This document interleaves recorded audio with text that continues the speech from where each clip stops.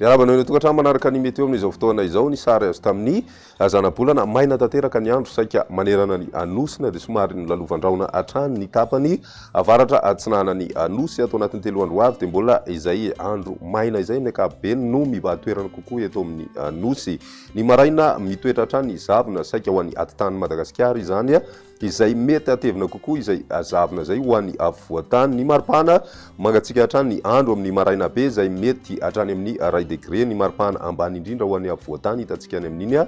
faritry vakina karatra iny. Ny atoandro kosa nefa dia mafana tanteraka aloha ny andro amin'ny ankapobeny. Toy izao ny toetry ny androntsika ho an'ny rapitso vao maraina ny zavona araky ny fanondroesana teo no hibahatoerana kokoa ho an'ny atitany Madagascar amin'ny maraina be aorian'izay dia ny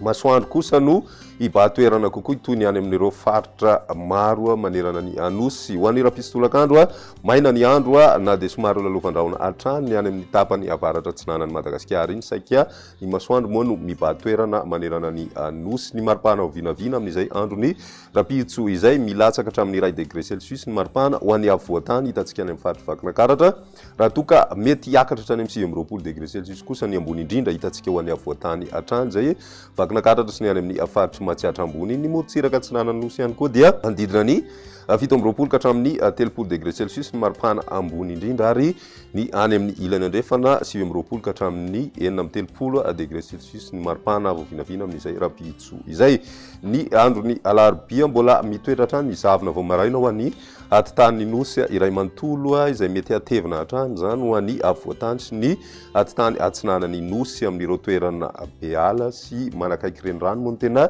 mety ahitana izay zavona matevina izay. Ny ambiny kosa indray dia maina na mibalika ny masoandro na dia hitoetra hatrany ny raona ho an'ny tapany avaratra atsinanany Madagascar iny. Ny maripana voavinavina amin'izay andro ny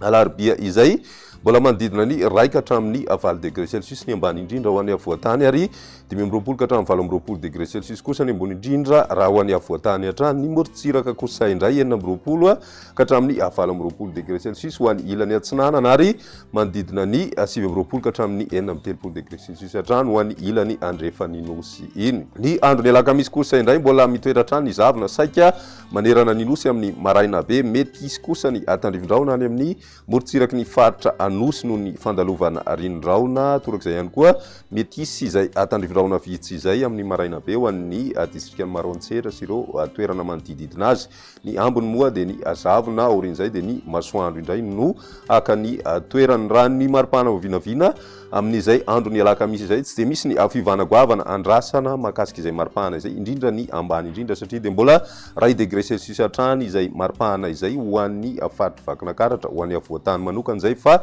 ny morontsiraka atsinanana ihany koa dia 18 ka hatramin'ny 19 degré celsius no maripana voavinavina amin'izay andro ny alakamisy izay ny any amin'ny ilany andrefana